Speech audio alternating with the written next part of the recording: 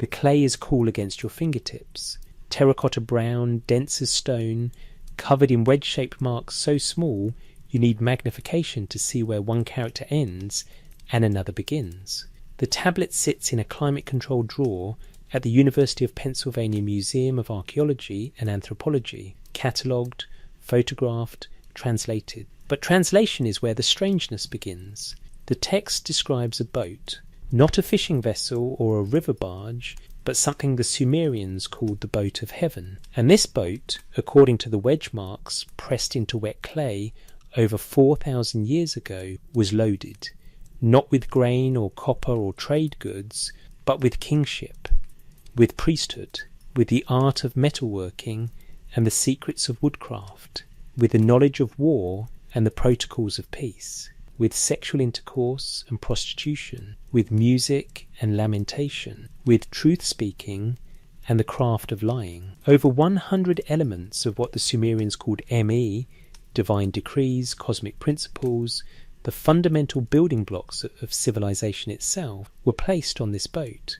And the boat left Eridu, humanity's first city according to Sumerian records, bound for Uruk, where a goddess named Inanna would unload its cargo and distribute these gifts to her people. The text does not describe invention. It describes transfer. It documents transportation. Civilization moved from one place to another, already complete, already operational, carried across water like any other cargo.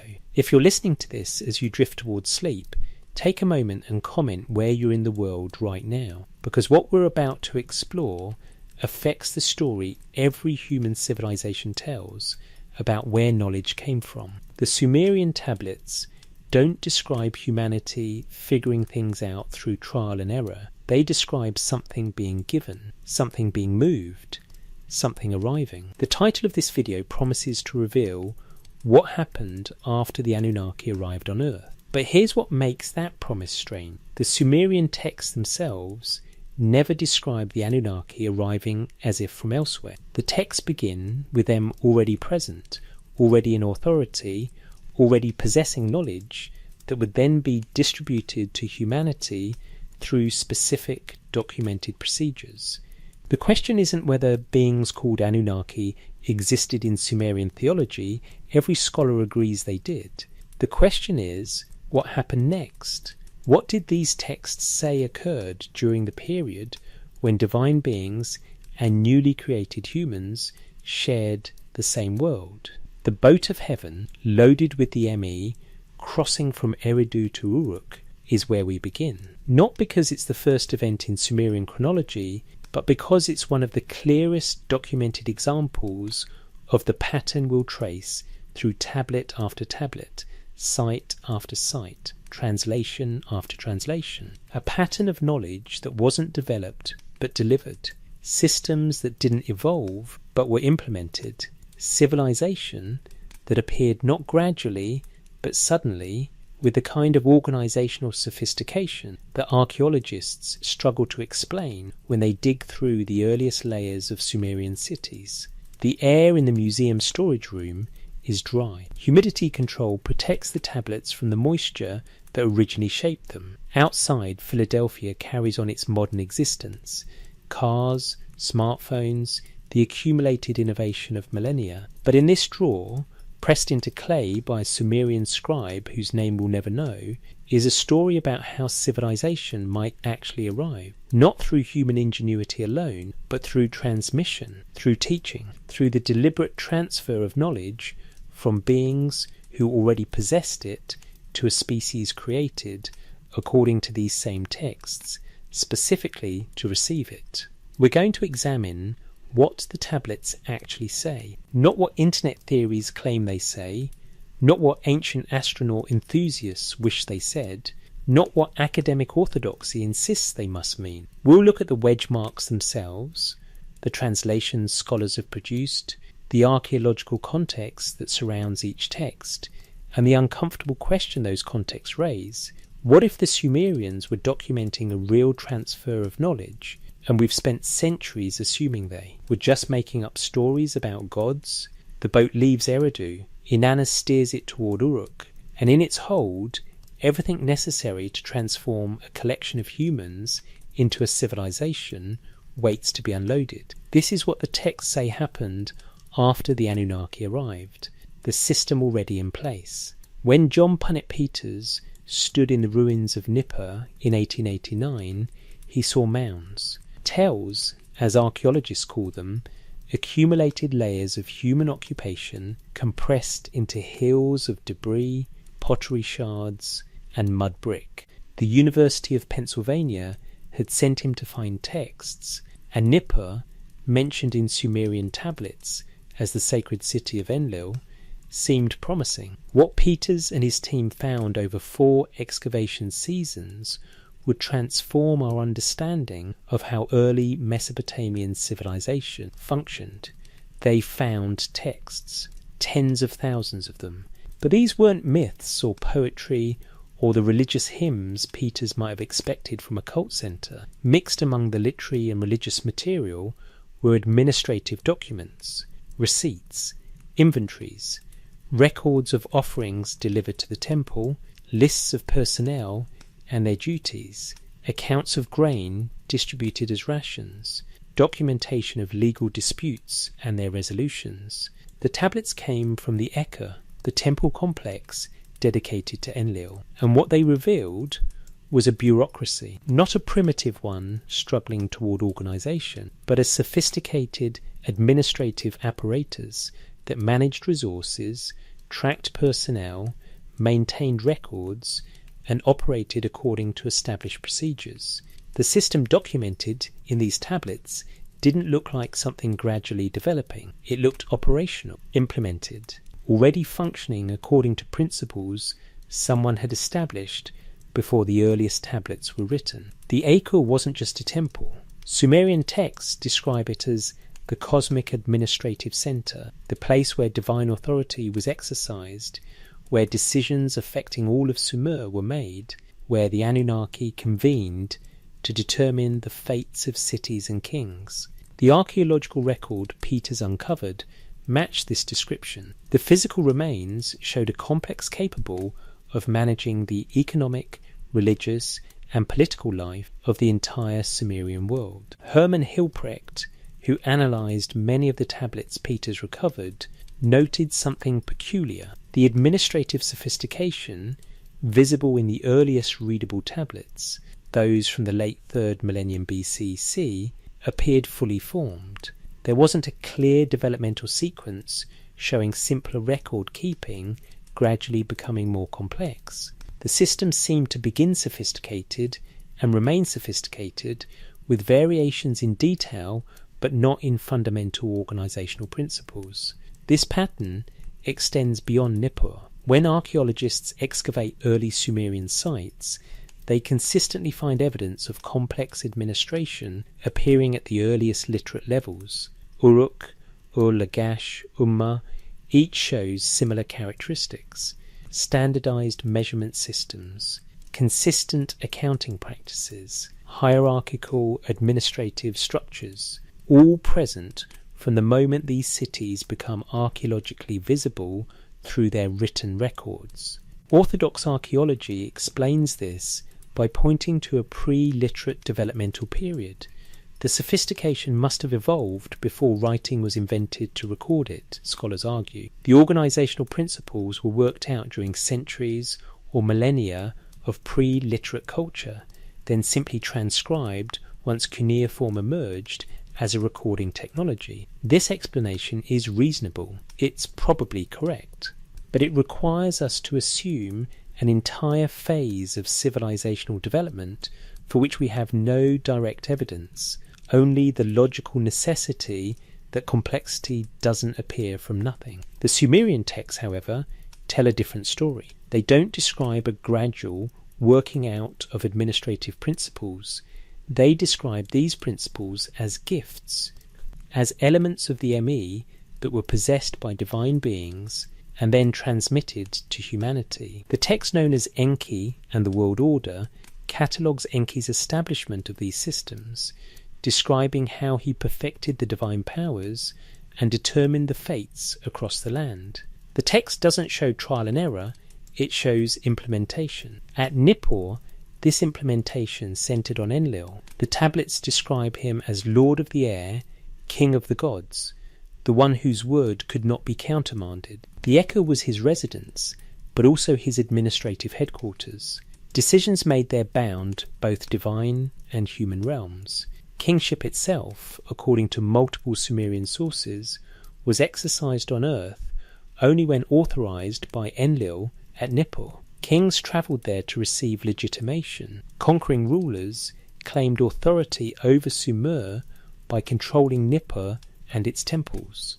The physical layout of the equal complex reflects this centralized authority. The excavations revealed multiple temple buildings, administrative quarters, storage facilities, workshops, and residential areas for temple personnel. The complex functioned as the economic and political hub of the region, managing resources that flowed in from dependent territories and redistributing them according to documented protocols. One particularly revealing category of tablets records offerings made by various Sumerian cities to the Eka.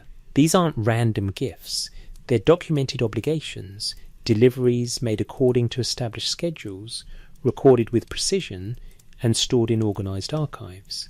The system implies central coordination. Someone or some administrative body had established what each city owed, when it owed it, and how compliance would be verified. Who established this system? The tablets credit the gods.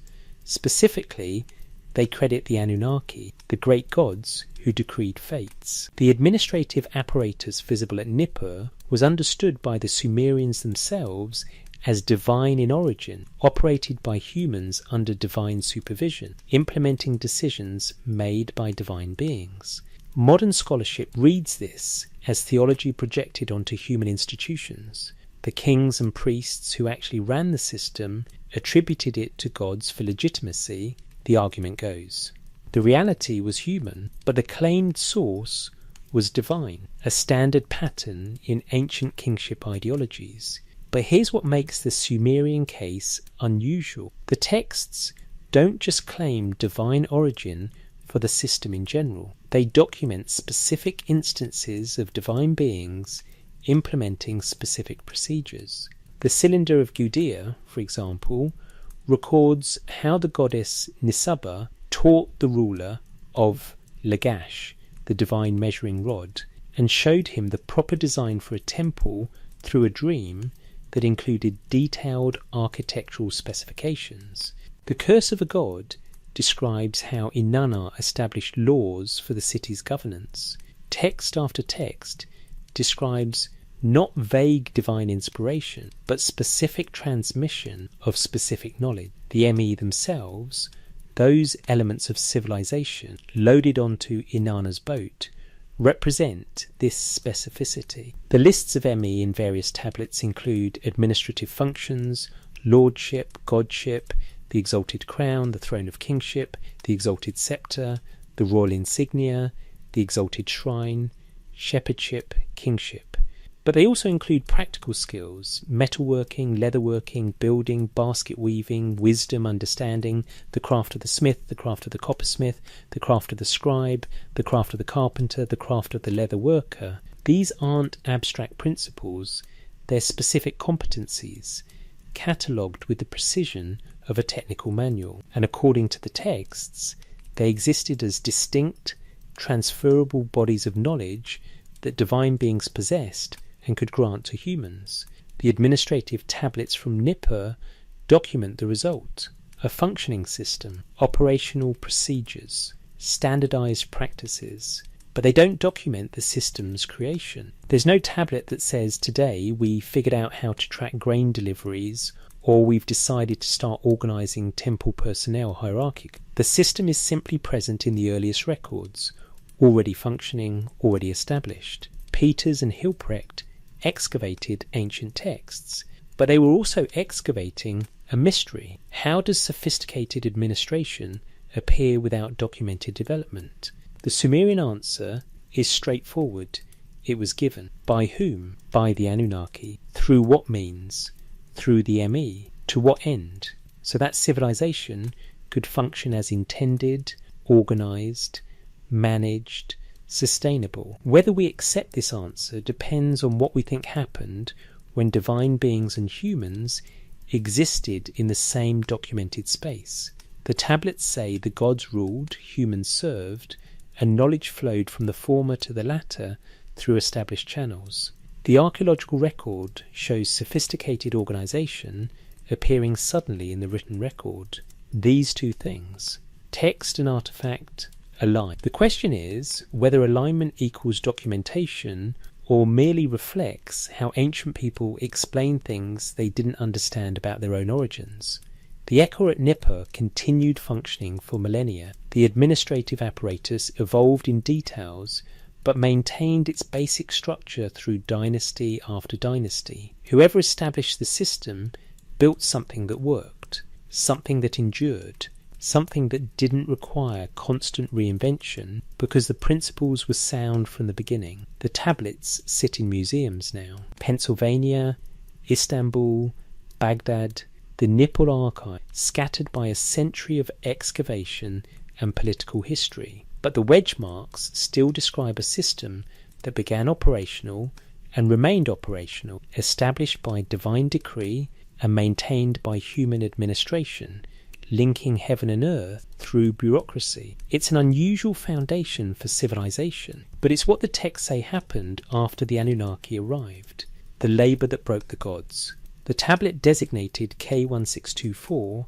in the British Museum collection is fragmentary. Only 11 lines survive from what was once a complete column of the Atrahasis epic, but those 11 lines preserve one of the most unusual passages in Sumerian literature, a labour strike, not by humans, but by gods. The Atrahasis epic, known from multiple copies found in various Mesopotamian sites, tells a creation story, but it begins long before humans exist. It begins with the Anunnaki, the senior gods, overseeing a cosmic work project, and performing the actual labour were the Igigi, younger gods, lesser beings in the divine hierarchy, who were assigned the exhausting task of digging irrigation canals and maintaining the infrastructure of the early world. The text is specific about the labour. 40 years the Igigi dug canals. They carried the soil in baskets and suffered toil day and night. The work was hard, the conditions difficult, and the Igigi grew increasingly resentful. The Atrahasis describes how they complained and blamed each other, grumbled in the excavation trenches. Then came the rebellion. The Igigi surrounded the house of Enlil at night, set down their tools, and burned them. "Let us confront the Chamberlain," they declared. "He should relieve us of our hard work." This wasn't a peaceful protest. The text describes it as an uprising, with the Igigi ready to challenge the authority of the Anunnaki themselves. Enlil, awakened and alarmed, convened an emergency council. Anu, the sky god, descended. Enki, the god of wisdom, attended. The senior Anunnaki faced a crisis. Their labour force had rebelled. The infrastructure work that sustained the divine estate couldn't continue without workers. But who could replace the Igigi? Enki proposed a solution. He would create a new being, a Welu in Akkadian, man in English, who would bear the toil that was breaking the gods. The method involved mixing clay with the blood of a slain god, specifically the god who had instigated the rebellion. The goddess Nintu would shape the mixture, and humanity would be brought into existence not as the pinnacle of creation, but as a workforce replacement. The text preserves Enki's exact words: "Let man assume the drudgery of God." The purpose of human creation, according to Atrahasis, was explicitly labour. Humans would do the work the gods could no longer force the Igigi to perform. This is not the creation story Western audiences typically expect. There's no divine breath animating dust. No image of God thoughtfully crafting a special creature. Instead, there's a practical problem, agricultural and infrastructure labour that needs doing, and a practical solution, create beings specifically designed to do it. Once humans were created, the Atrahasis continues, they were assigned to the work. They multiplied. they spread across the land. They dug the canals, tended the fields, maintained the irrigation systems, and provided offerings to the temples. The divine estate became sustainable. The Anunnaki's labour crisis was solved. But the text reveals something crucial about the world before human creation. It describes a functioning civilization, or at least the infrastructure for one already in place. Canals existed before humans. Agricultural systems were operational. Administrative structures governed labour allocation and resource distribution. The problem wasn't that civilization needed to be invented. The problem was that it needed to be maintained, and the beings doing the maintaining had reached their breaking point. The Sumerian text Enki and Ninmah tells a parallel version. After creating humans to relieve the Ojigi's burden, Enki and Ninmah engage in a strange competition. Ninmah creates disabled or imperfect humans, challenging Enki to find a place for them in the social order. Enki succeeds every time. The blind man becomes a musician, the paralysed man becomes a silversmith, each disability matched to a role. This suggests a society already complex enough to accommodate specialised labour. The civilization humans entered was already differentiated, already organised, already functioning with roles and responsibilities that new workers could fill. Orthodox interpretation reads these texts as etiological myths, stories ancient people told to explain why humans must work, why life involves toil, why the social order is structured hierarchically. The texts justify existing conditions by projecting them back to creation, giving divine sanction to labour obligations and social stratification. This reading is academically mainstream. It's probably correct in identifying the text's ideological function, but it doesn't address a curious feature of the narrative structure. The text describes civilization existing before humans, not potential civilization, not the raw materials for civilization, actual operational infrastructure that required maintenance from the moment it was established. If these texts were purely ideological, stories to justify why humans must work, why include the Ojiji rebellion at all? The narrative could simply say humans were created to serve gods, full stop. But instead, it describes a prior workforce, a labour crisis, a specific problem that required a specific solution. The story includes details that aren't necessary. The king list treats these as historical moments. They mark transitions. Before kingship was lowered, it didn't exist on Earth. After it was lowered, it did. The lowering wasn't metaphor for political evolution. It was the mechanism by which divine political organisation was implemented in human society. Eridu, as the first recipient, aligns with everything we've seen. Eridu was the oldest city, the original cult centre of Enki, the place where the Me were first held. If kingship was one of the Me, and the catalogues explicitly list it among them, then Eridu would be where it first appeared on Earth, because Eridu was where divine knowledge was first concentrated. The antediluvian kings who ruled from Eridu and the other 4 cities would be the first human administrators operating under the kingship system the Anunnaki established. They weren't inventing governance. They were implementing it according to principles given to them. This would explain why their reigns are described in such extraordinary terms. They were operating in the period when divine beings were directly present, when the system was first being established, when the boundaries between divine and human administration were less distinct than they would become later. Then came the flood. The antediluvian political order was destroyed. The cities were abandoned. The kingship system ceased functioning. But it wasn't lost entirely, because the knowledge of how it worked was preserved by Ziusudra, who survived the catastrophe and carried pre-flood knowledge into the post-flood world. When kingship descended from heaven the second time, it wasn't starting from zero. It was restoring what had existed before. The gods lowered kingship to Kish, but they were lowering the same kingship system that had governed Eridu before the flood. The post-flood implementation was reconstruction, not new construction. Kish's selection as the first post-flood dynastic seat is significant.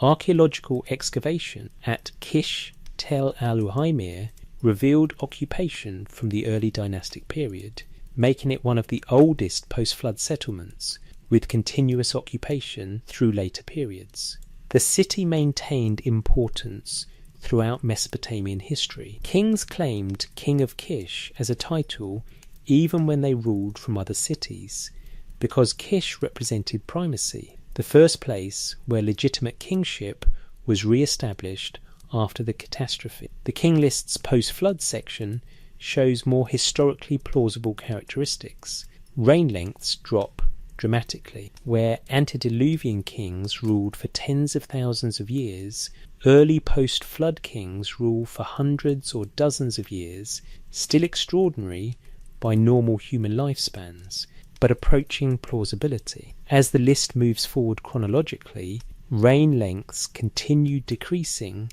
until they reach normal human ranges. This pattern suggests the king list compilers were working with different types of sources for different periods. The antediluvian section preserves traditions so ancient that normal historical memory couldn't reach them. The early post-flood section preserves dynastic traditions from a period when record-keeping was beginning but not yet standardized. And the later sections preserve actual historical records that could be verified against contemporary documentation. But throughout all periods, the king list maintains one principle: legitimate kingship originates with divine authorization. Kings who ruled without this authorization aren't included in the list or are marked as illegitimate. The continuity from heaven to earth, from divine intention to human implementation, defines what made a king legitimate versus merely powerful. The king list served a political function. It established which dynasties had legitimate authority and which were usurpers. But it also preserved a historical memory. Kingship wasn't a human invention. It was a divine system that humans operated. And when that system was destroyed in the flood, the gods restored it because they needed human governance to function according to the organizational principles they had established. The repetition of descended from heaven emphasizes this. Once before the flood, once after. The same language for both transfers underscores that the same thing happened both times. The gods gave kingship to humanity twice. Why would the gods need to give kingship twice if humans could develop it themselves? The question challenges the standard scholarly reading. If kingship is just a political structure humans naturally develop as societies complexify, then the flood's destruction of political organisation wouldn't matter. Survivors would reconstruct governance through the same social processes that produced it originally. But if kingship was a specific system, a particular organisational framework that the Anunnaki designed and implemented, then its destruction in the flood would be genuine loss.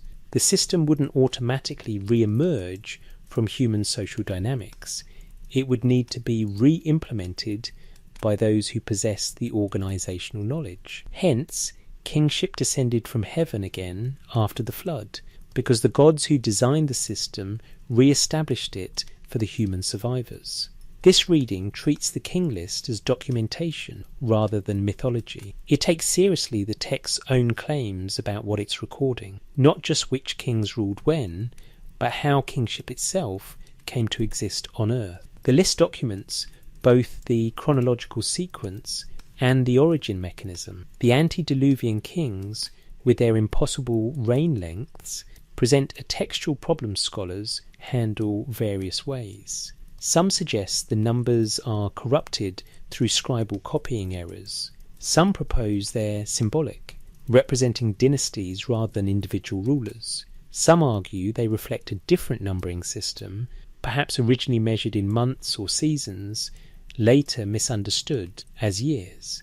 Some simply acknowledge we don't know how to interpret these numbers, but that doesn't invalidate the text's historical content. The post-flood section, by contrast, enters increasingly verifiable historical territory. The first dynasty of Kish, the dynasty of Uruk, which includes Gilgamesh, the dynasty of Ur, the dynasty of Lagash, these correspond to archaeological periods. Buildings can be dated, inscriptions can be matched to named rulers.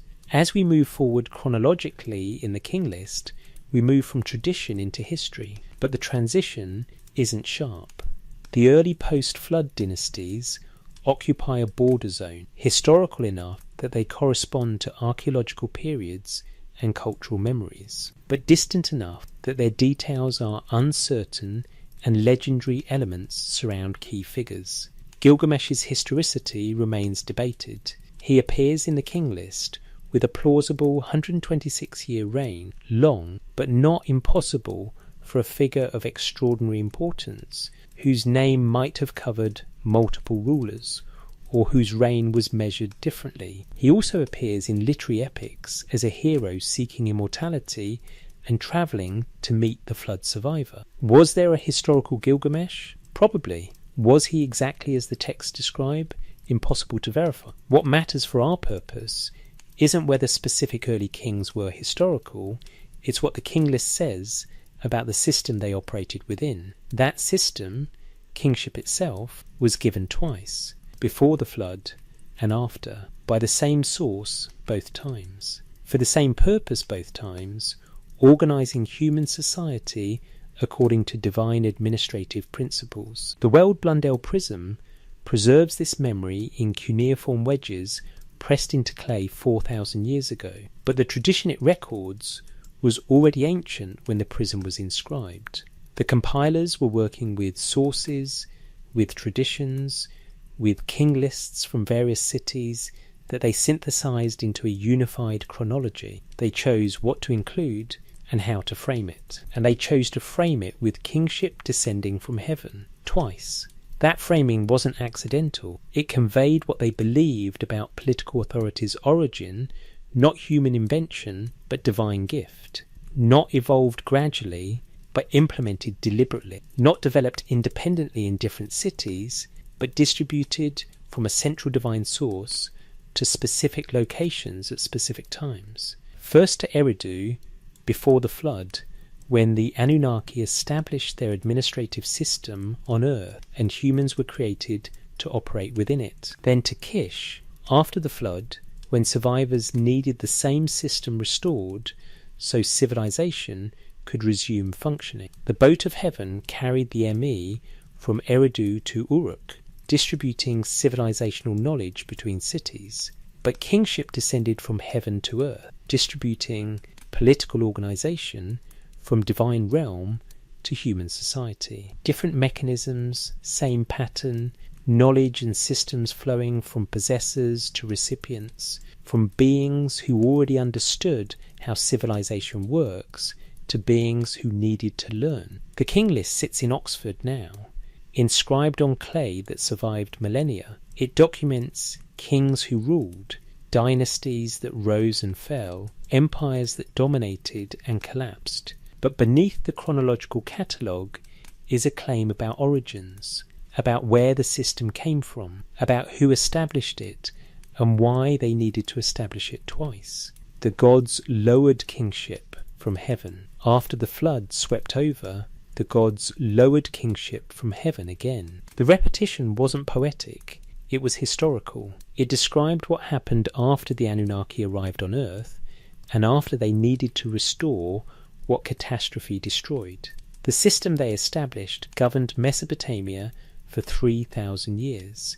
That endurance suggests they built something that worked, something designed by beings who understood governance comprehensively and implemented it for beings who would operate it successfully. Whether we believe kingship descended from heaven depends on whether we think political organization can only emerge from human social evolution, or whether transmission from comprehensive designers could produce the patterns we see, sophisticated governance appearing suddenly in early Sumerian. Cities, consistent organizational principles across different dynastic periods, and a cultural memory insisting that legitimate authority originated not with humans, but with divine beings who possessed it first and gave it deliberately. The prism stands 16 inches tall, but the claim it preserves spans heaven and earth, time and catastrophe, divine intention, and human implementation. Kingship was lowered from heaven twice.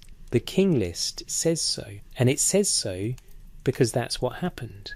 The assembly that never ended. The text catalogued as CBS 1757 preserves one of Sumerian literature's most haunting compositions, Inanna's Descent to the Netherworld. The goddess Inanna, powerful, ambitious, dressed in divine regalia, descends through 7 gates into the underworld realm ruled by her sister Ereshkigal. At each gate she must remove one piece of her divine power. By the time she reaches the throne room, she's naked, powerless. The Anunnaki judges, 7 divine beings who serve as netherworld magistrates, fix their eyes of death upon her. She's killed, her corpse hung on a hook. What interests us isn't the descent itself, or Inanna's eventual resurrection and return, it's the Anunnaki judges, 7 divine beings who sit in judgment in the underworld, determining fates, pronouncing verdicts, exercising judicial authority that even powerful gods like Inanna must submit to. These aren't the same as the Anunnaki we've discussed previously, or rather they're a specific subset. The term Anunnaki refers broadly to the great gods, the senior divine beings who decreed fates. The Anunnaki judges in the netherworld represent one function of divine governance, cosmic justice, determination of fates, judgment that binds both divine and human realms. The significant detail is that these judges continue functioning. Inanna's descent isn't set in the primordial past. It's a present tense narrative, events that happen in the continuing relationship between divine realms.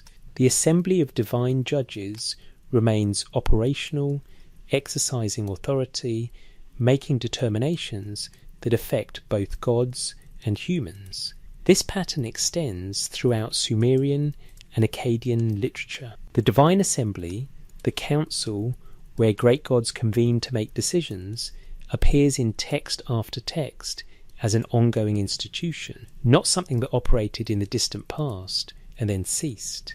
An active governmental body that continued making decisions affecting the cosmos throughout the entire period these texts document. The Atrahasis epic shows the divine assembly convening to address the Ijigi rebellion. The gods meet in council, they debate solutions. Enki proposes creating humans. The assembly approves. This is governance in action, administrators addressing problems, evaluating proposals, implementing decisions. The Epic of Gilgamesh shows the assembly deciding Enkidu must die as punishment for his role in killing the bull of heaven and Humbaba. The gods convene. They debate who bears responsibility. They pronounce judgment.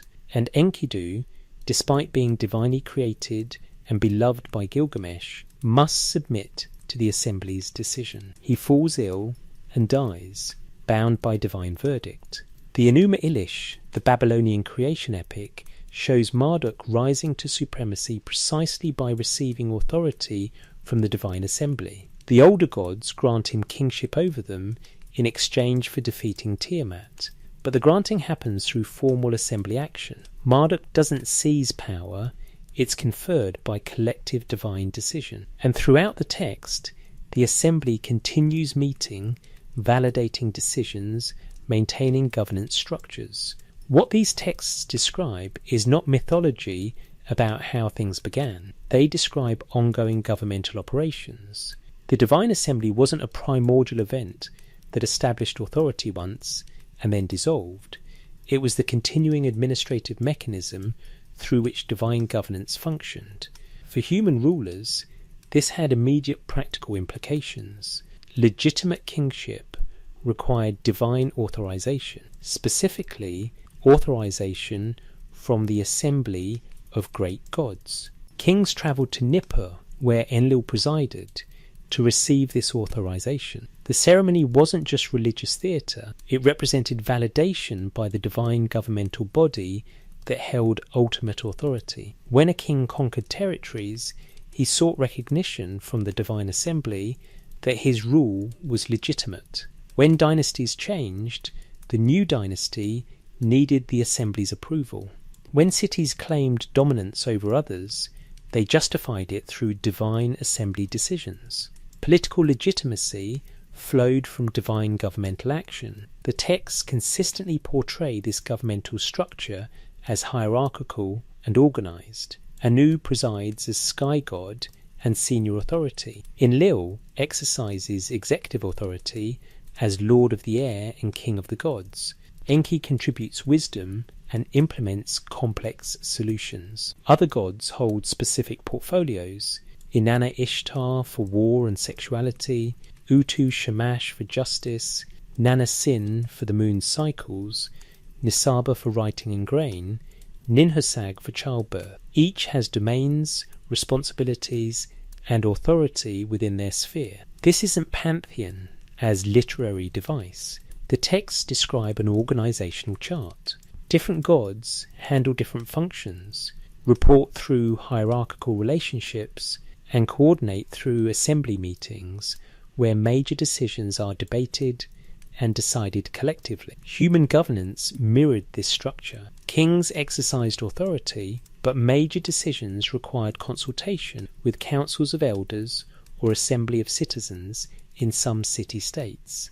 Administrative portfolios were divided among officials who managed specific domains. Hierarchical reporting ensured coordination. The human political system replicated the divine model, or more accurately, implemented on earth the organizational principles the divine assembly used in heaven. This mirroring wasn't accidental. If kingship descended from heaven, it brought with it the organizational structures that defined how governance worked in the divine realm. Human kings didn't invent governance and then project it onto gods for legitimation. They received governance as a system designed by gods and operated according to divine organizational principles. The continuing operation of the divine assembly explains patterns in Mesopotamian political theology. Why did conquered kings go to Nippur for legitimation? Because Nippur was where Enlil presided, where the divine assembly's executive authority was exercised. Why did cities claim divine authorization for their dominance? Because the assembly's decisions determined which cities should rule. Why did kings present themselves as executing divine will? Because legitimate governance meant implementing decisions made by the assembly that held ultimate authority. The assembly didn't micromanage. The texts don't show gods making decisions about daily administrative details, but they show divine governance addressing major questions. Should humans be created? Should the flood destroy them? Who should rule after the flood? Which city should hold dominance in a given period? How should cosmic order be maintained? These are strategic decisions, the kind senior administrators make while operational managers implement details. The divine assembly functioned as strategic governance, establishing frameworks within which human kings operated. The kings had autonomy in execution, but the frameworks came from above. The Curse of Agaday, a Sumerian literary text, demonstrates what happened when human rulers defied divine governance. Naram Sin, king of Akkad, attacked Enlil's temple at Nippur. The text describes how this offence against divine authority resulted in the Gutians, barbarian invaders, being sent to destroy Akkad as punishment. The city fell, the dynasty ended, and the text explicitly frames this as divine judgment. Naram Sin violated divine governance structures, and the assembly responded with catastrophic punishment. Whether the historical Naram Sin actually attacked Nippur is debated.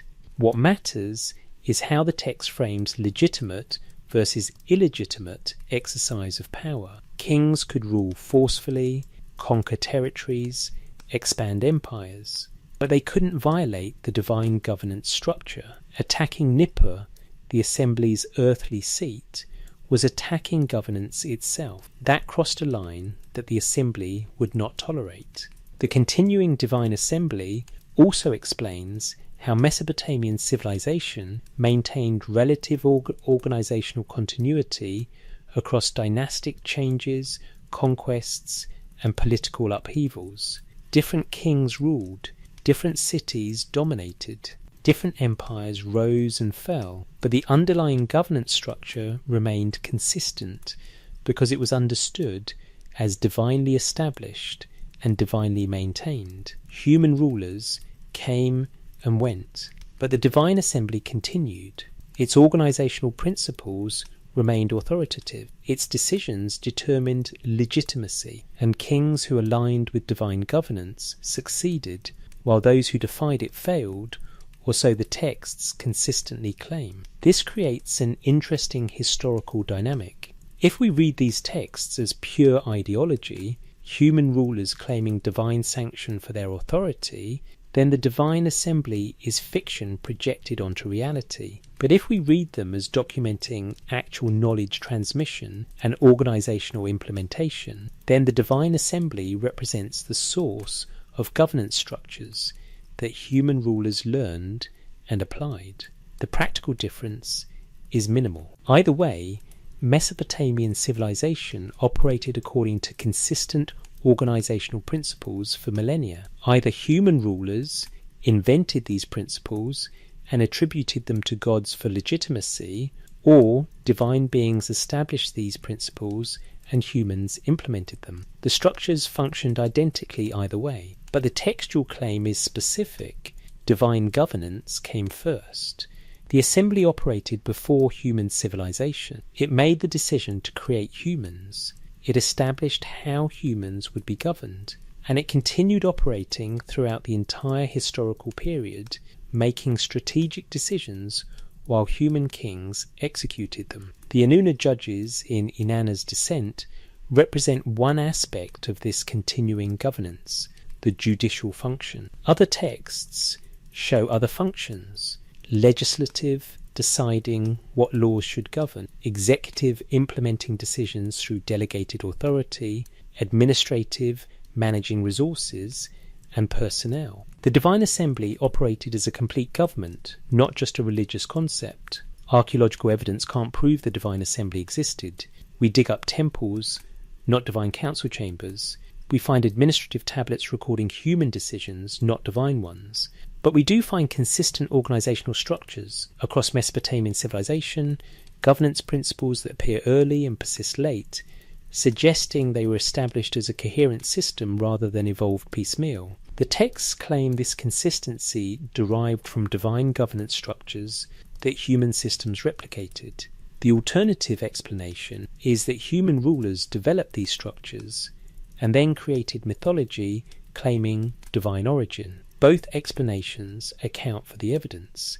The question is which better explains the specific textual claims about continuing divine governmental operation. Why would Sumerian and Akkadian texts repeatedly describe the divine assembly making ongoing decisions if it was purely mythological? Wouldn't it be simpler to claim gods established governance in the primordial past and then step back, leaving humans to operate independently? That narrative would still provide divine sanction while avoiding the complexity of showing gods continually involved in governance decisions. But that's not what the texts say. They show continuing divine governance. The assembly meets repeatedly across different texts. Gods debate, decide, implement, and humans submit to these decisions because divine governance holds ultimate authority. The pattern suggests Mesopotamian civilization understood itself as operating within a governance structure it didn't invent and couldn't alter fundamentally. Innovation in details was possible, new laws, new administrative procedures, new techniques, but the framework was fixed because it came from the divine assembly that had established it at civilization's foundation. This is radically different from how modern societies understand governance. We see political structures as human creations, subject to human revision, changeable through human decision-making. Mesopotamian texts describe governance as given, a structure received from divine administrators and maintained by human operators who could implement but not fundamentally redesign it. Whether this reflects actual divine governance or ideological mystification of human political authority is the interpretive question we can't escape. But the texts are consistent. The divine assembly operated, it continued operating, and human civilization functioned within the structures that assembly established. The Anunnaki judges still sit in the netherworld, determining fates.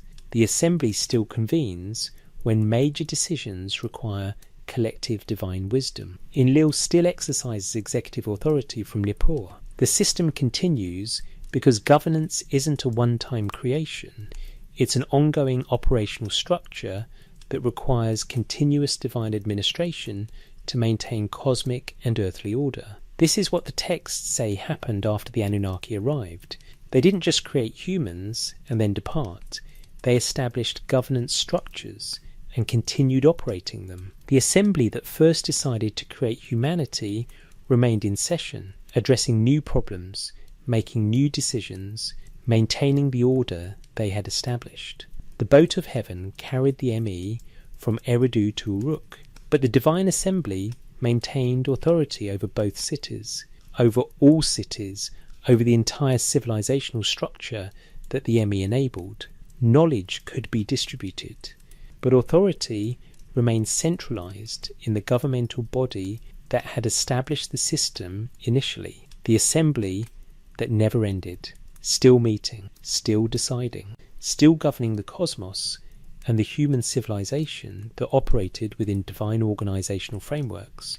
Also the texts repeatedly, consistently, insistently claim knowledge without origin. The tablet YBC 7289 measures about 5 inches across.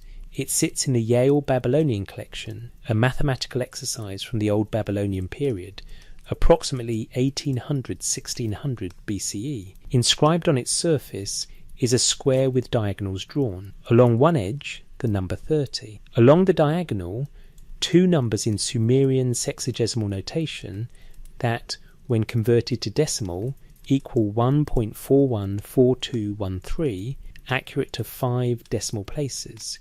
This is the square root of 2, calculated to precision that would satisfy modern engineers, inscribed by a Babylonian scribe 4,000 years ago as a routine educational exercise. The question isn't whether Babylonians could calculate square roots. Clearly, they could. The question is how they developed mathematical sophistication that appears fully formed in the earliest mathematical tablets we possess. YBC 7289 isn't an early experiment with mathematical concepts. It's an advanced application of principles already thoroughly understood. The Babylonian mathematical corpus includes tablets demonstrating understanding of the Pythagorean theorem more than 1,000 years before Pythagoras, quadratic equations solved through procedures that wouldn't be improved upon until Renaissance Europe, geometric problems involving circles, areas, volumes, algebraic problems solved through systematic methods, place value notation using base 60 that enabled complex calculations impossible in other ancient number systems.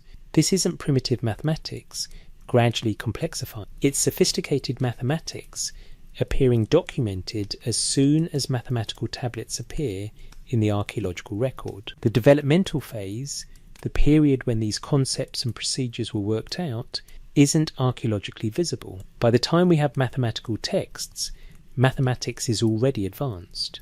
The sexagesimal 60 system itself is extraordinary. It's computationally superior to decimal 10 for many purposes because 60 has so many factors: 2, 3, 4, 5, 6, 10, 12, 15, 20, 30. This makes fractions easier to work with. 1/3 is cleanly expressed in base 60, whereas in base 10 it produces an endless decimal. Division operations that create messy results in base 10 often produce clean results in base 60. But why would anyone develop base 60? It's not natural to human counting. We have 10 fingers. Base 10 counting emerges naturally from physical counting aids. Base 20 systems appear in some cultures, presumably counting fingers and toes. But base 60, there's no obvious physical or cognitive basis that would lead to its development through trial and error. Yet Sumerian civilization used base 60 for mathematical calculations from its earliest documented period. The system was already established when writing emerged, and it persisted throughout Mesopotamian civilization. Babylonians, Assyrians, Persians all maintained the sexagesimal system for mathematical and astronomical work. We still use it for measuring time 60 seconds, 60 minutes, and angles 360 degrees in a circle, direct inheritances from Mesopotamian mathematics. Astronomical knowledge shows similar patterns. The Enuma Anu Enlil, a compendium of astronomical omens, preserves observations requiring centuries of systematic data collection. Lunar eclipses predicted accurately, planetary movements tracked precisely. Celestial phenomena correlated with terrestrial events through accumulated records. The mole.apn tablets catalogue stars, constellations, rising and setting times, and astronomical periods. The knowledge they contain required not just observation, but systematic recording across generations. Someone had to observe, document, preserve records, compare observations across decades or centuries, identify patterns, and compile findings into usable reference texts. This implies institutional continuity. Observations made by one generation had to be transmitted to the next, which added their observations, preserved the accumulated data, and passed it forward again. For this to produce the astronomical knowledge visible in Babylonian texts, the process must have operated continuously for very long periods. Orthodox scholarship attributes this to ancient Near Eastern scribal schools and temple institutions that maintained records across generations.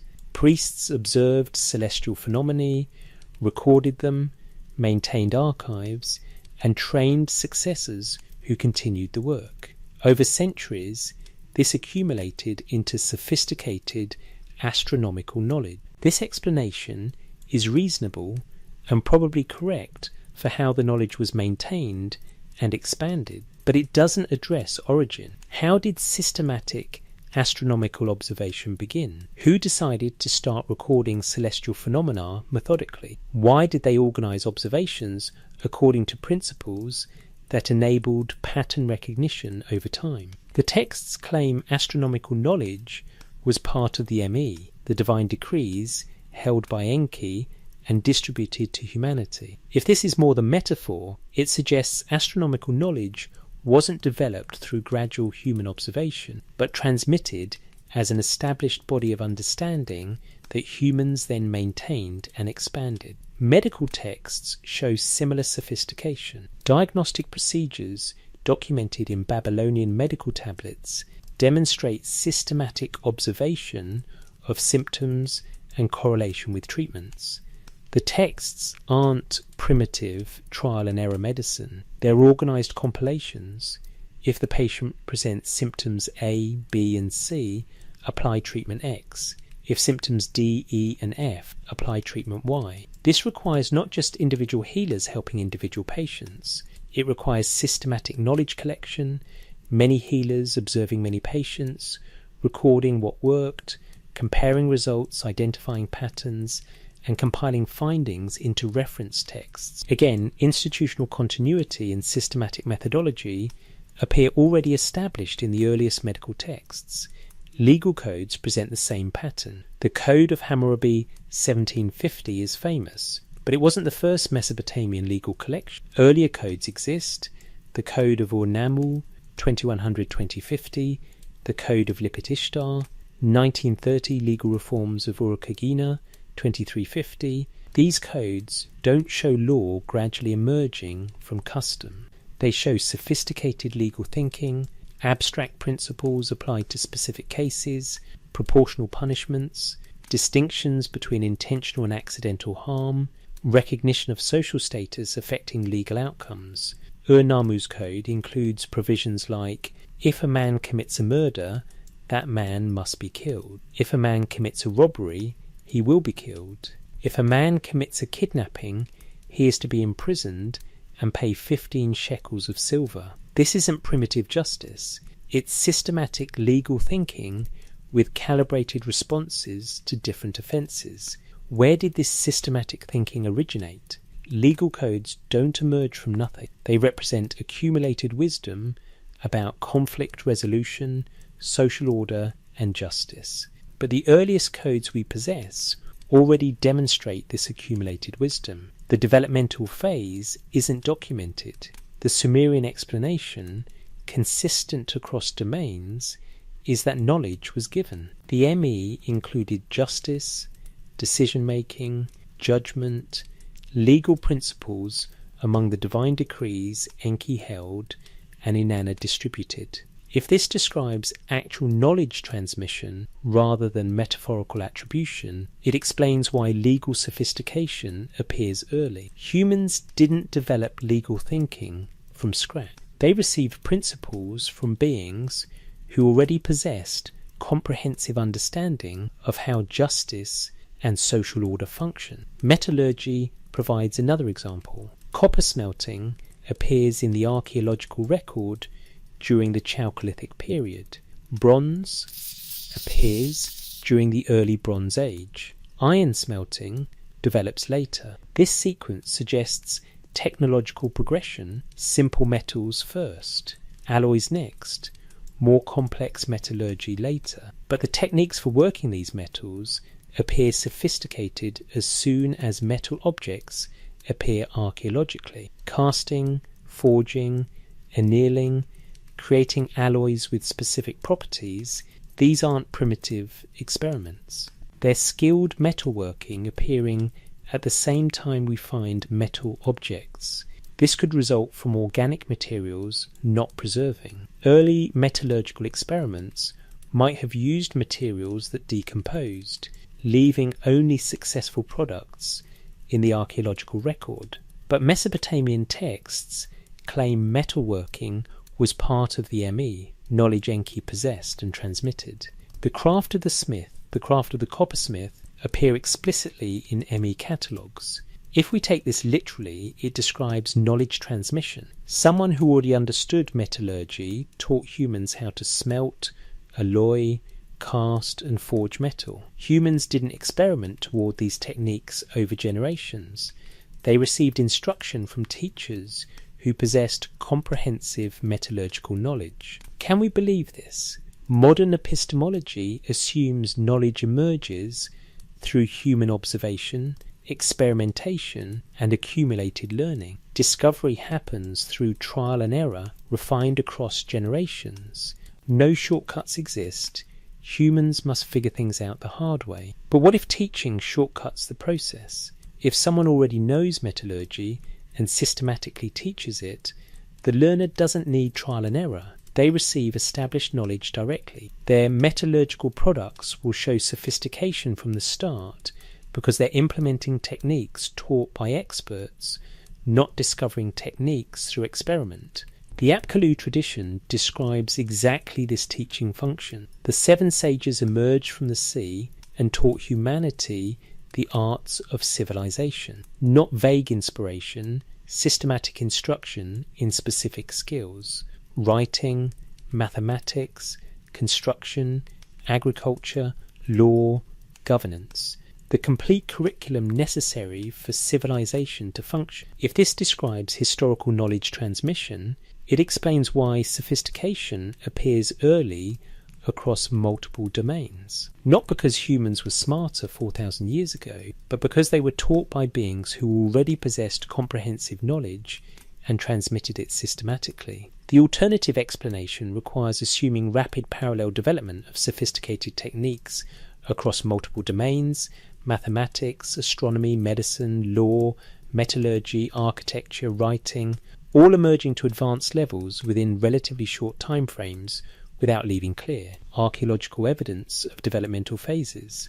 This is possible. Human ingenuity could produce this. But it requires a specific scenario: societies organised to pursue systematic knowledge development with institutional structures maintaining accumulated learning and somehow leaving no archaeological trace of the development phase while producing abundant evidence of sophisticated application. The Sumerian explanation is simpler. Knowledge was transmitted by beings who already possessed it. Humans learned. Humans applied what they learned.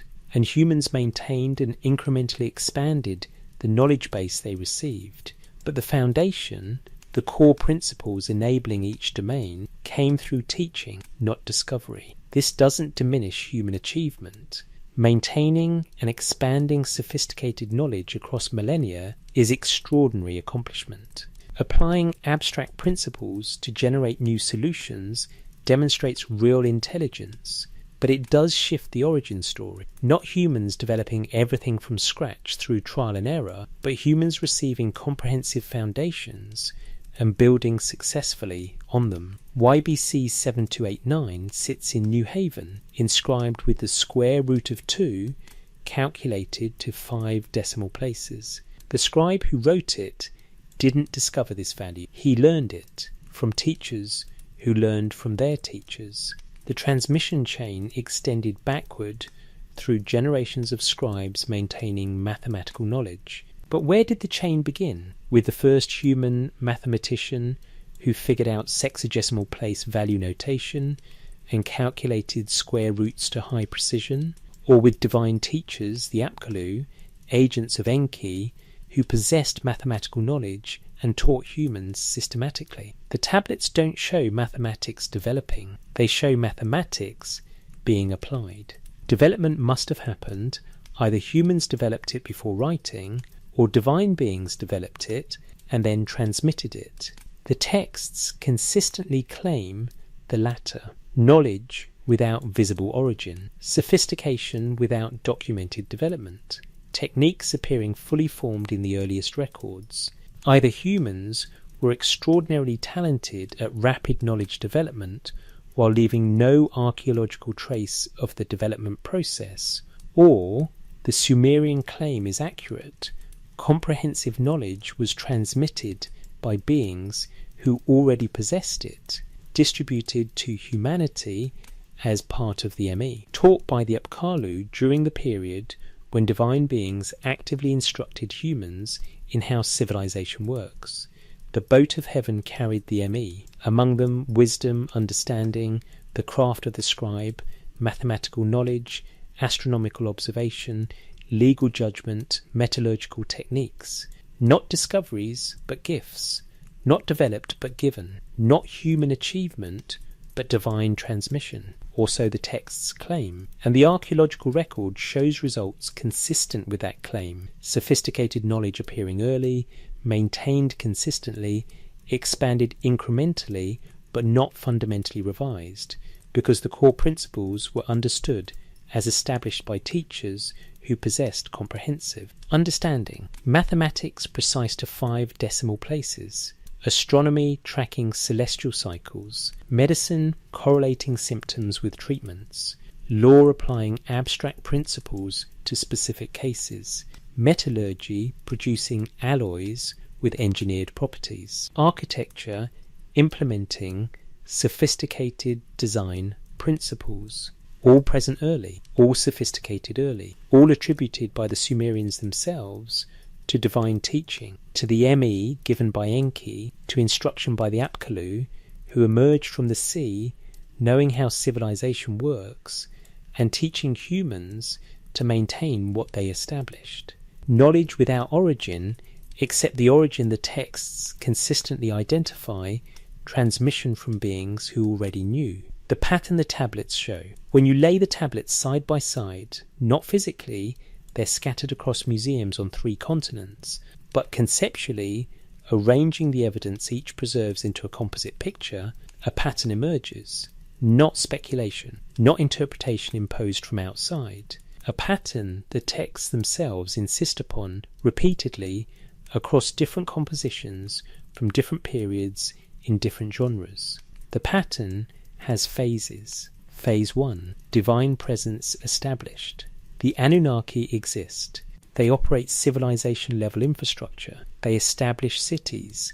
The Akurit Nipur functions as administrative center. divine governance structures are operational. This isn't backstory or theological preamble, it's the documented condition when texts begin, divine beings already present, already organised, already administering a functioning system. Phase 2. Labour crisis. The Ajiji, who perform the physical work maintaining divine infrastructure, rebel. 40 years they've dug canals, carried soil, maintained irrigation systems. They reach their limit. They strike, refusing further labour. The Atrahasis epic documents this crisis explicitly, not as theological metaphor, but as administrative problem requiring solution. Phase 3. Human creation as solution. Enki proposes creating a new workforce. Humans will bear the toil that was breaking the gods. The method involves mixing clay with divine blood.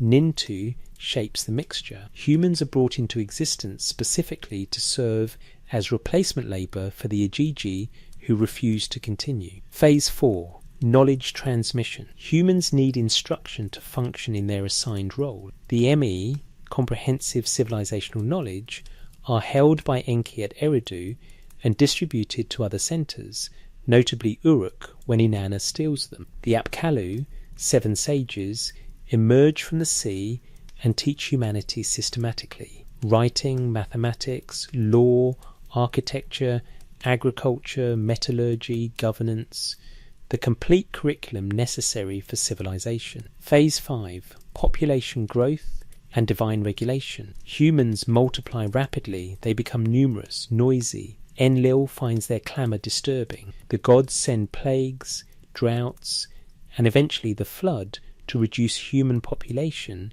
to manageable levels. This isn't divine whim, it's population management of a workforce that exceeded sustainable numbers. Phase 6. Catastrophic reset.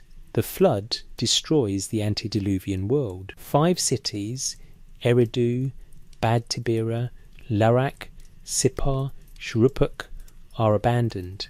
The human population is devastated. Only Ziusudra and his family survive, warned by Enki and protected in a boat. The civilization established in phases 1 through 4 is destroyed. Phase 7. Knowledge preservation. Ziusudra survives. He's made immortal and placed in Dilmun, where he serves as knowledge bridge, someone who knew the antediluvian world and can transmit that knowledge to post-flood survivors. The instructions of Shuruppak document this transmission. Wisdom from before the catastrophe preserved and passed forward. Phase 8. Restoration. Kingship descends from heaven a second time. Not to Eridu, the antediluvian knowledge centre, but to Kish, the new dynastic seat. The civilization destroyed by flood is rebuilt according to the same organisational principles that governed it before. Not reinvented, restored. The divine administrative system is re-implemented. Phase 9. Continuing governance. The divine assembly continues operating. The Anunnaki make strategic decisions. Enlil exercises executive authority from Nippur. Kings receive legitimation through divine authorization. The governance structures established in Phase 1 remain operational throughout all subsequent history documented in Mesopotamian texts. This isn't a pattern I'm imposing on the evidence, it's the pattern the texts themselves describe. Different texts document different phases, but they interlock. The Atrahasis explains why humans were created. His 3 solves the Phase 2 crisis. The ME catalogues explain what knowledge humans received as 4's content. The flood narratives explain the disruption and preservation mechanism, 7. The king list documents restoration. The continuing appearance of divine assembly texts shows ongoing governance. Independent attestation strengthens the pattern. These aren't variations of a single myth copied repeatedly. They're different compositions, different genres, different periods that consistently describe the same overall framework. Administrative texts from Nippur document functioning divine bureaucracy. The Atrahasis epic documents labour crisis and human creation. 2-3. The Inanna Enki cycle documents knowledge distribution, 4. Multiple flood narratives document catastrophic disruption. The instructions of Shurupak document knowledge preservation. The Sumerian king list documents pre- and post-flood restoration. 6. 8. Texts like Inanna's descent, divine council scenes in epics, an ongoing kingship ideology document continuing divine governance. Each source contributes evidence. No single tablet tells the complete story, but assembled they describe a coherent sequence: divine presence labor crisis, human creation knowledge, transmission population growth, catastrophic flood knowledge, preservation systematic restoration, continuing governance. The pattern has explanatory power. It accounts for features that otherwise puzzle scholars. Why does sophisticated knowledge appear early? Phase 4. Systematic transmission by beings who already possessed comprehensive understanding. Why does urban organisation appear suddenly? Phase 4. The Apkallu laid out cities according to pre-existing plans. Why does Mesopotamian civilization show remarkable continuity? Phase 8. Restoration of the same system that existed before, not invention of something new.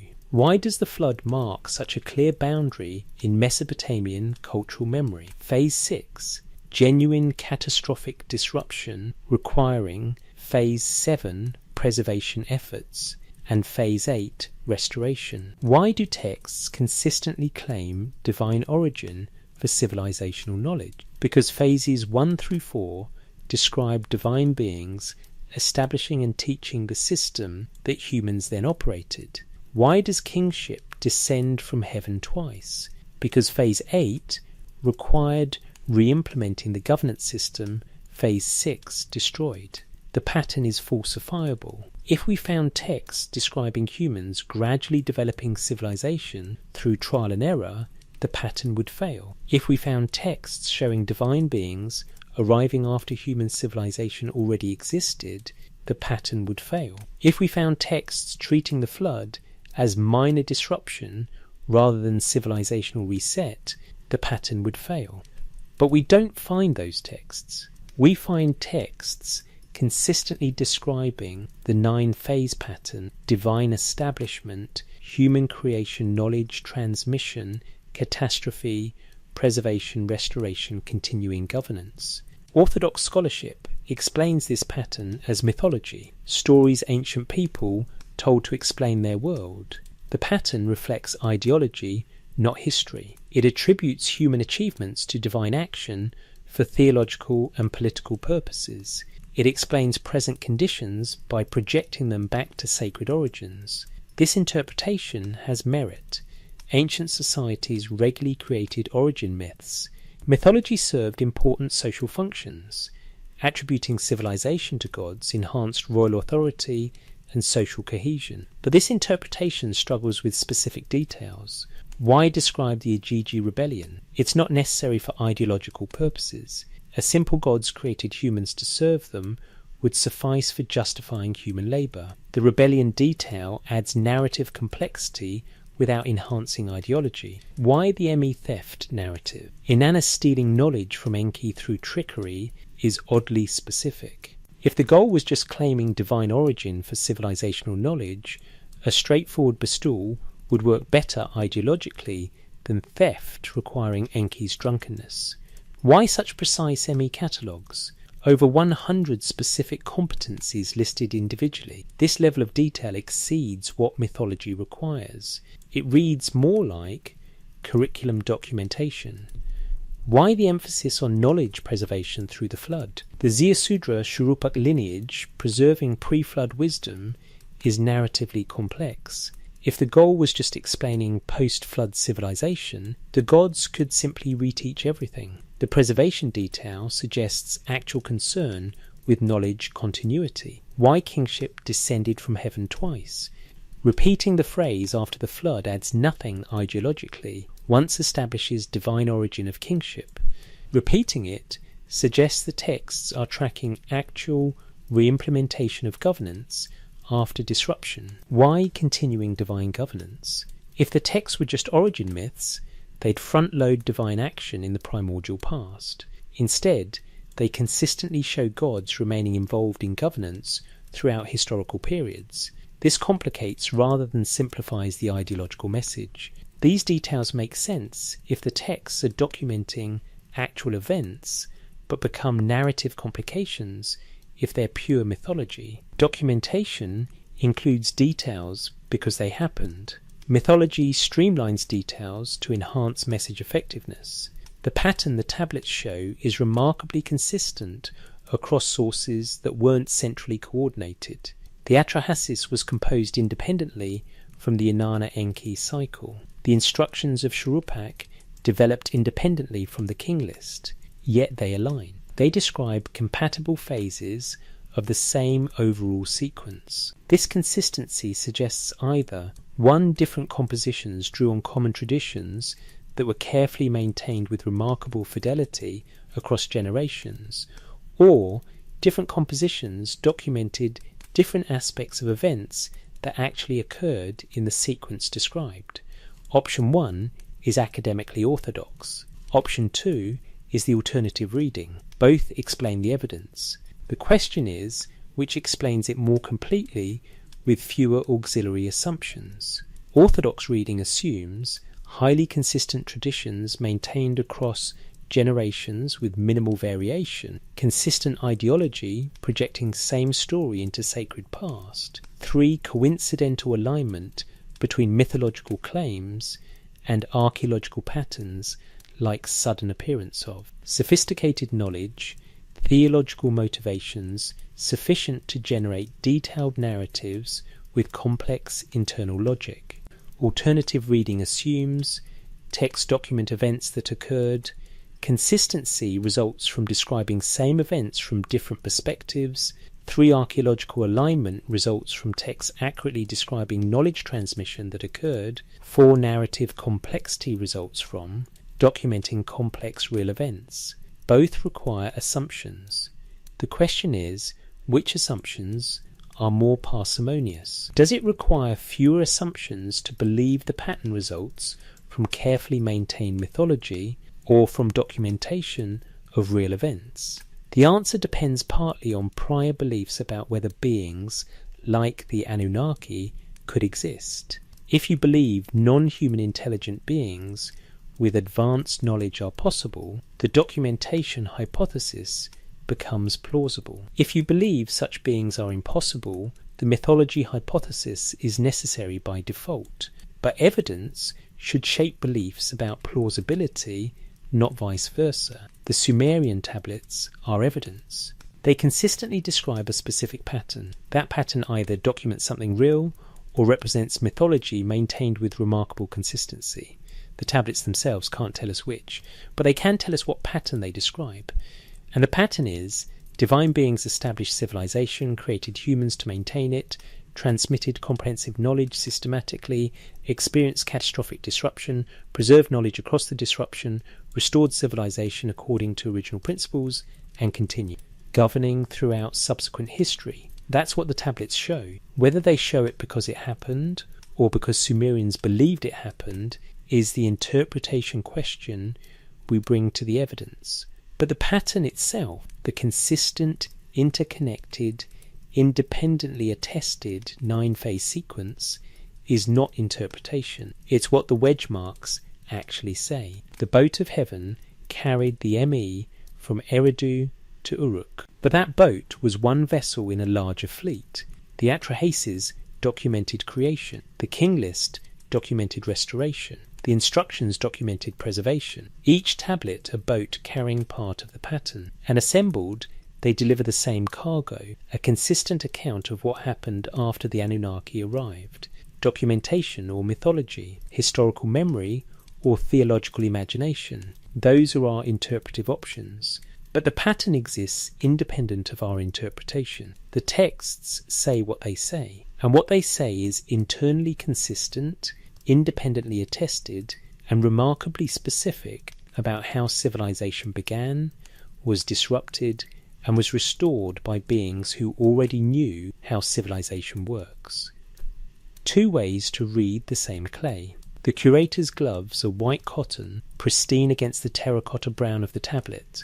4,000 years ago, a scribe pressed wedges into wet clay. Today, a scholar photographs the result with equipment that can capture details invisible to naked eyes. The clay is the same.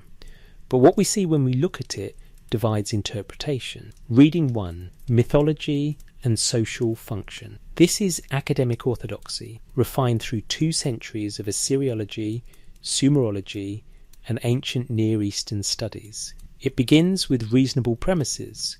Ancient societies created myths to explain their world. These myths served vital social functions, legitimating authority, explaining suffering, providing cohesion, answering questions about origins. The myths weren't history in our sense. They were truth in a deeper sense, theological, ideological, social truth. When Sumerian texts describe Anunnaki, they're describing how Sumerians conceptualized divine power. The tablets document religious belief, not historical events. The divine beings are theological constructs, ways of organizing and explaining forces that affected human life. The Igigi rebellion is allegory. It represents social tensions between ruling classes and labourers in actual Sumerian society, projected onto cosmic scale. The divine labour crisis metaphorically expresses real human labour conflicts. Human creation stories explain why humans must work. Every agricultural society faces the reality of necessary labour. The Atrahasis provides theological justification. Humans exist to work because that's what they were created for. This makes hard lives bearable by giving them cosmic purpose. The ME are conceptual categories, not physical objects. They represent Sumerian analysis of what constitutes civilization, a sophisticated taxonomy of civilizational elements. When texts describe them being stolen or transported, that's mythological narrative, not documentation. The story explains how Uruk gained prominence.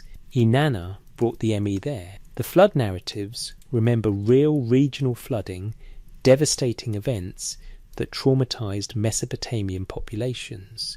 These memories were mythologized into cosmic catastrophes. The theological overlay, gods deciding to destroy humanity, explains the inexplicable suffering floods caused. The Apkallu are legendary wise men. Ancient societies attributed foundational knowledge to mythical ancestors.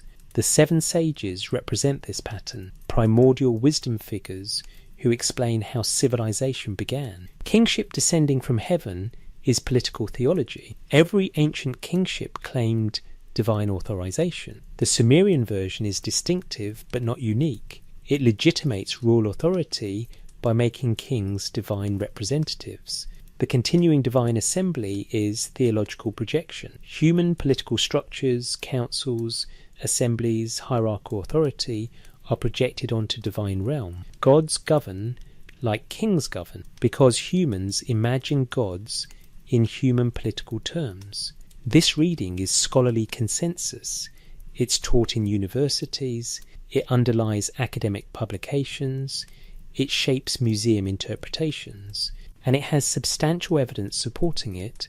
We know ancient societies created myths. We can identify similar patterns in other cultures. We can explain social functions these myths served. We have no archaeological evidence of actual divine beings.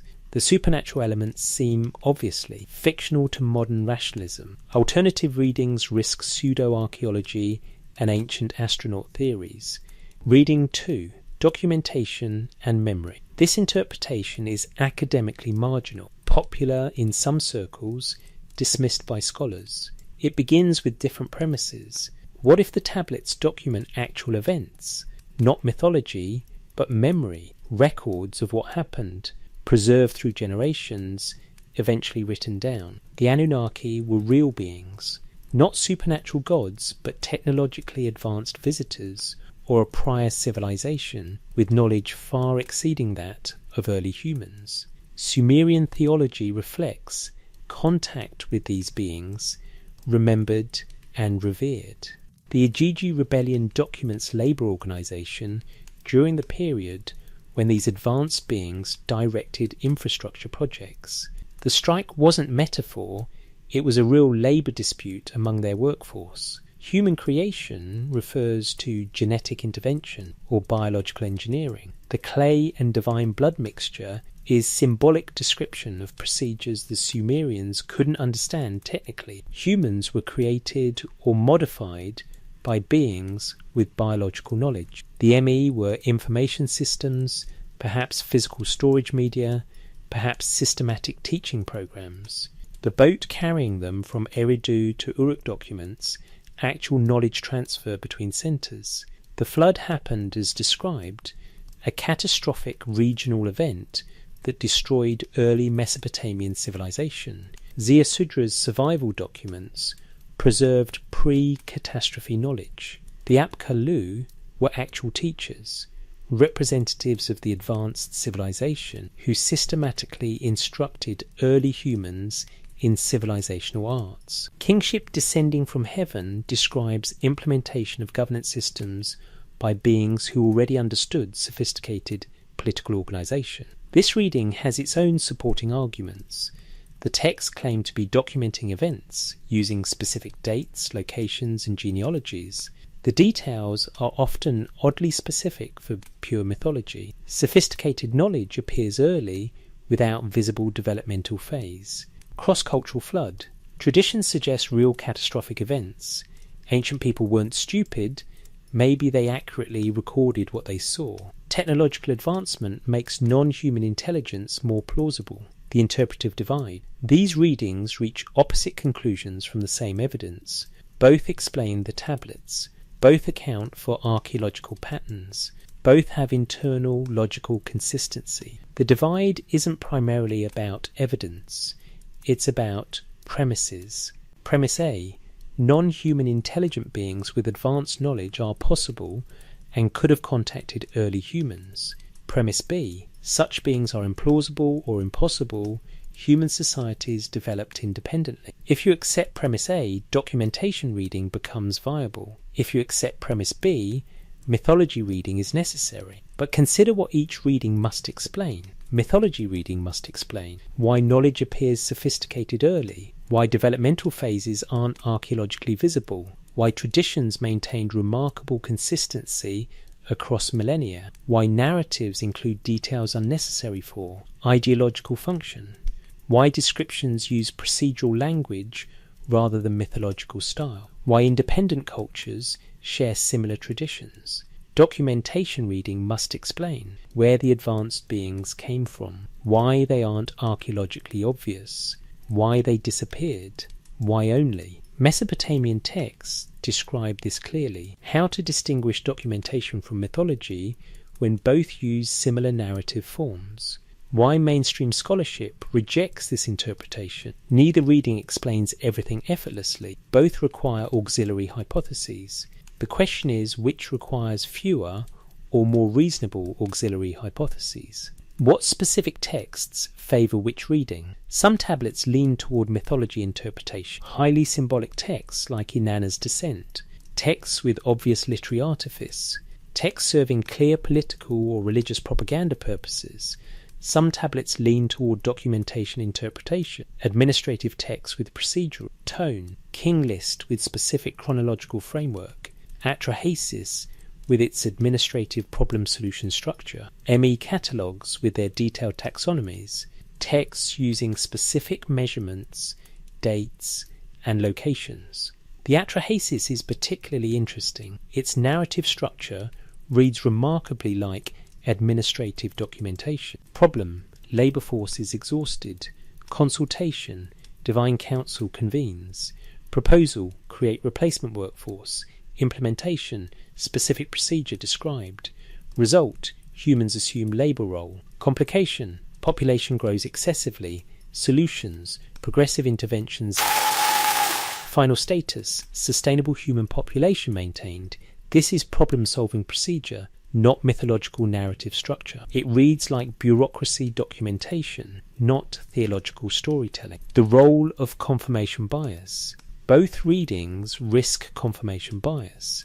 Mythology readers risk dismissing details that don't fit ideological explanation as just mythology without explaining why those specific details appear. Documentation readers risk seeing every detail as evidence of advanced civilization without distinguishing genuine anomalies from normal ancient cultural patterns. Fair interpretation requires acknowledging details that challenge your reading, explaining why challenging details don't invalidate your interpretation, recognizing where evidence is genuinely ambiguous, not claiming certainty where texts are unclear, where both readings agree, despite opposite.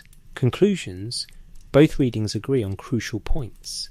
The tablets exist and say what they say. Sumerian civilization was sophisticated early. The texts show remarkable internal consistency. Knowledge transmission patterns are culturally significant. The flood marks important chronological boundary. Mesopotamian civilization maintained organizational continuity. These agreements matter because they establish common ground. The dispute isn't whether Sumerian civilization was sophisticated or whether texts are consistent. It's about what caused the sophistication and what the consistency documents, the stakes of interpretation. This isn't just academic debate. How we read these tablets affects our understanding of human civilizational origins, our assessment of ancient peoples' intellectual capabilities, our openness to non-standard historical narratives, our evaluation of what counts as evidence, our willingness to revise established historical frameworks. If the tablets document contact with advanced beings, human history is radically different than mainstream narratives claim. If they're mythology, human achievement is even more impressive. Ancient peoples created sophisticated civilization entirely through their own ingenuity. What the tablets cannot tell us. The tablets cannot resolve this interpretive divide by themselves. They can tell us what Sumerians believed, what they remembered, what they thought important enough to preserve. But they cannot prove whether those beliefs corresponded to objective reality or represented theological imagination. We bring interpretive frameworks to the tablets. Those frameworks determine what we see as literal documentation versus what we see as symbolic mythology. The tablets themselves are clay and wedge marks. The interpretation is ours. The honest position. Perhaps the honest position is uncertainty. The tablets could document actual events.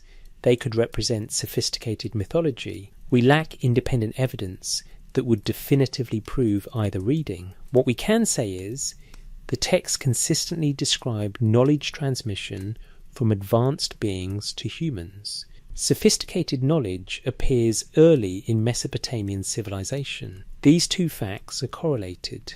Correlation could reflect causation or coincidence. The mythology reading says, coincidence, sophisticated knowledge had human origins, and Sumerians mythologized those origins through divine attribution. The documentation reading says, causation, sophisticated knowledge had non-human origins, and Sumerians accurately documented those origins. Both are possible. Both explain the evidence. Neither is provable from the tablets alone. The value of both readings. There's value in maintaining both interpretive possibilities. The mythology reading prevents pseudo-archaeology and maintains scholarly rigour. It reminds us that ancient texts require cultural context and ideological analysis. The documentation reading prevents premature closure and maintains intellectual openness. It reminds us that academic consensus can be wrong and that evidence should trump assumptions.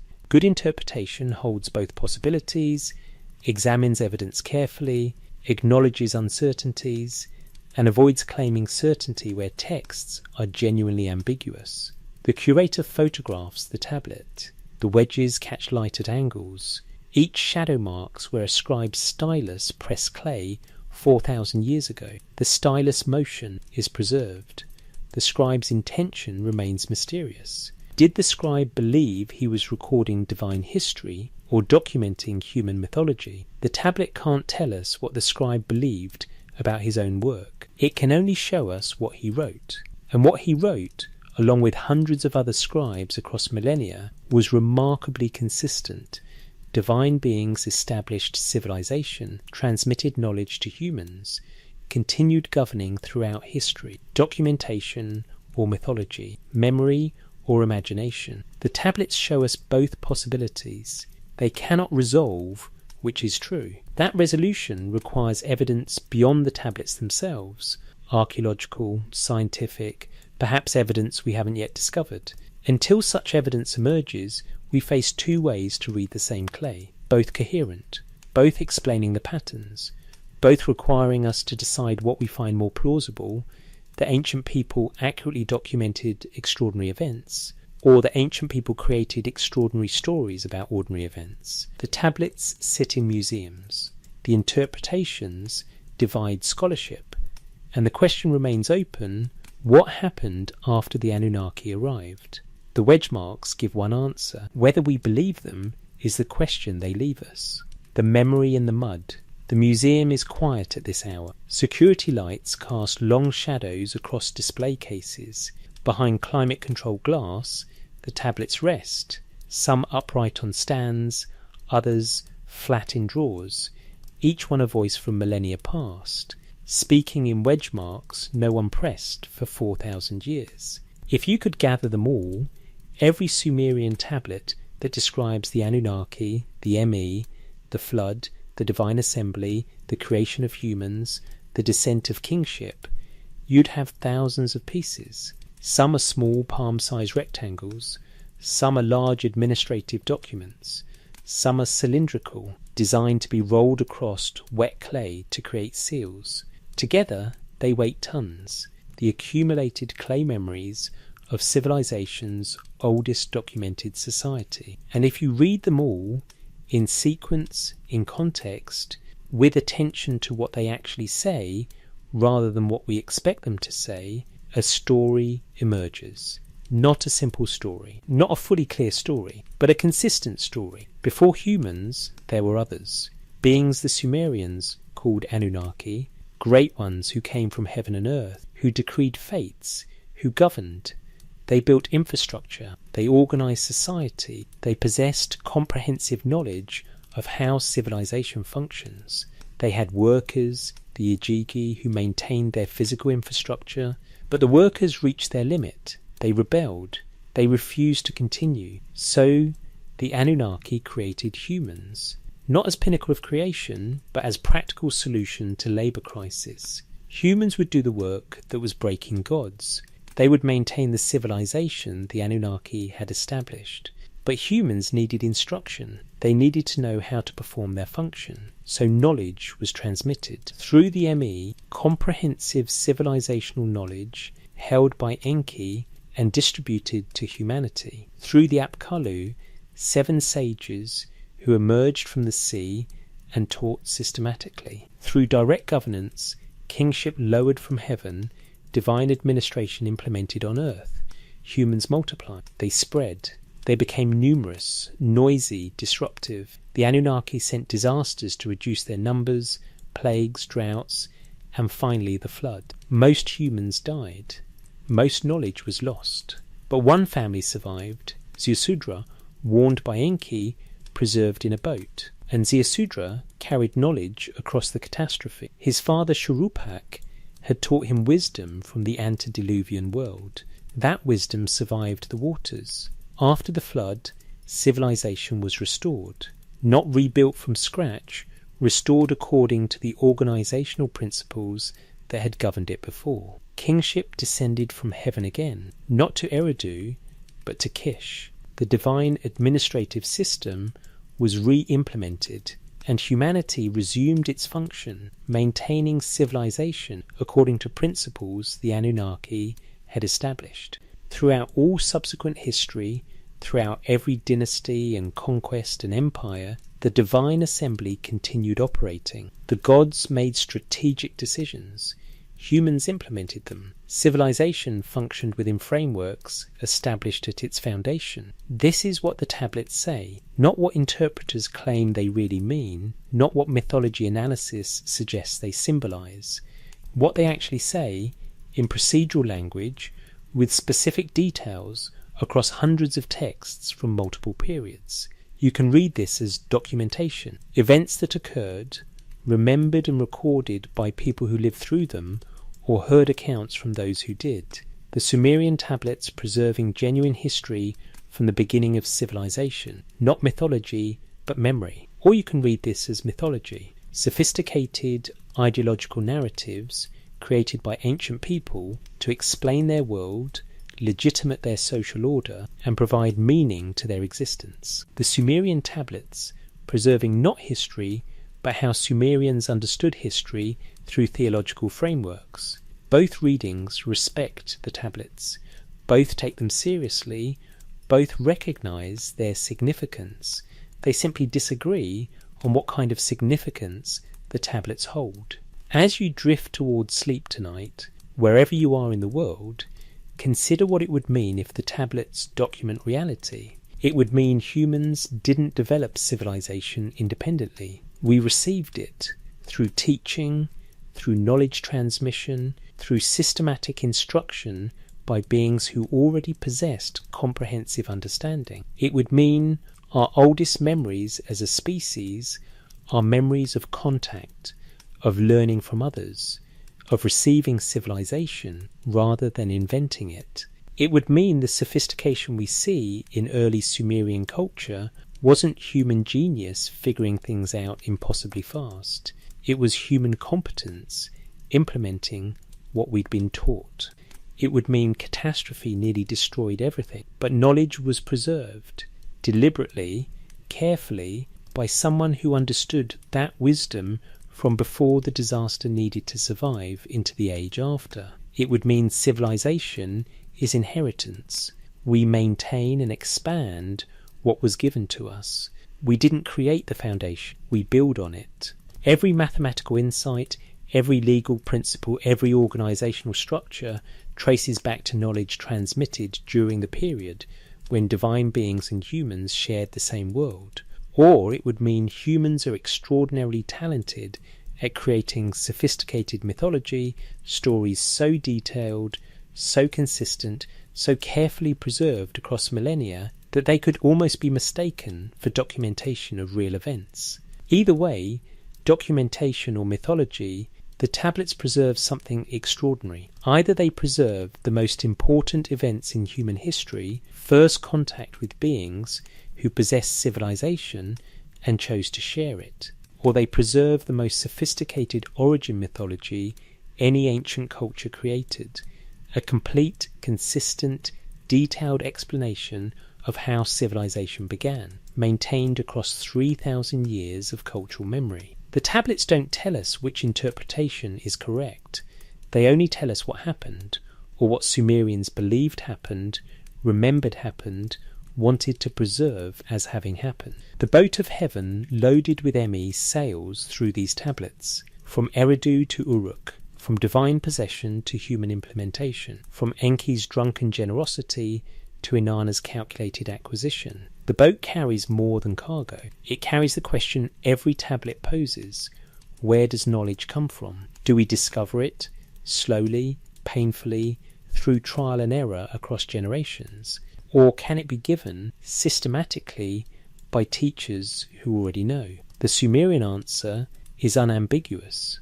Knowledge was given by beings who already knew, to humans created specifically to receive it. During the period after the Anunnaki arrived on Earth, and before catastrophe disrupted everything, then the flood came. The tablets document it, waters sweeping over the cult centres, destroying civilization, ending the world. But one boat survived, not the boat of heaven carrying Emi, but Ziusudra's boat carrying humanity. And in that boat, with that family, knowledge survived. When the waters receded, humans emerged, and they still knew. Not everything, much was lost, but enough. The core principles, the foundational knowledge, enough to restore what had been destroyed, because someone who had been taught by those who established civilization's foundations survived to teach the next generation. And so civilization resumed. Kingship descended from heaven again. Cities were rebuilt. The divine assembly continued governing. Humans continued serving. The system established by the Anunnaki functioned again, maintained by humans who remembered through Ziusudra, through the instructions of Shurupak, through traditions preserved carefully across the catastrophic boundary, how things had always worked. The tablets sit in museums now. Philadelphia, Baghdad, Istanbul, London, Berlin, Oxford. The clay that once was wet is now hard as stone. The scribes who pressed the wedges are dust. The cities where they wrote are tells, mounds of archaeological debris where excavators dig carefully, photographing each layer, preserving each fragment, trying to understand what happened when gods walked the earth and humans were young. If you visit these museums, you can see them behind glass, labelled, catalogued, each one described: tablet from Nippur, Old Babylonian period, account of grain distributed to temple personnel, or tablet from Ur, hymn to Inanna, Sumerian, with Akkadian interlinear translation, or tablet from Eridu Genesis, flood narrative fragment, University of Pennsylvania expedition. But the labels don't tell you what to believe about them. They only tell you what the tablets are and where they came from. What they mean, whether they document the most important events in human history or represent sophisticated mythology, is a question you answer based on what you think is possible, what you think plausible, what you think ancient people were capable of preserving across centuries and millennia. The tablets claim to preserve memory, the memory of how civilization began, not through human innovation alone, but through transmission, through teaching, through the systematic distribution of comprehensive knowledge from beings who possessed it to humans who needed it to function in the role they were created to fulfill. This is what the texts say happened after the Anunnaki arrived on Earth. They established civilization. They created humans to maintain it. They taught humans how it works. They governed continuously even after catastrophe disrupted everything. And they left records pressed into wet clay by human scribes who learned writing from divine teachers who emerged from water and taught humanity the arts that make civilization possible. The memory in the mud, 4,000 years preserved, waiting for us to decide whether memory can be trusted or whether only skepticism keeps us safe from believing what might not be true. The boat of heaven carried civilization, but whether it sailed from Eridu to Uruk in divine hands or only in human imagination remains the question the tablets leave us. Sleep well. The tablets will still be there tomorrow, in museums, in archives, in the scholarly debates that surround them, still saying what they've always said, still asking whether we believe them. The memory is preserved. Whether the memory is true is the question that haunts every cuneiform wedge pressed into clay when gods walked the earth and humans were learning how to be human. The Anunnaki arrived. The tablets say so. What happened after is written in thousands of texts, on thousands of tablets, preserved across thousands of years. We have the memory. Whether we have the truth is still to be determined. The museum lights dim, the tablets rest, and the question waits.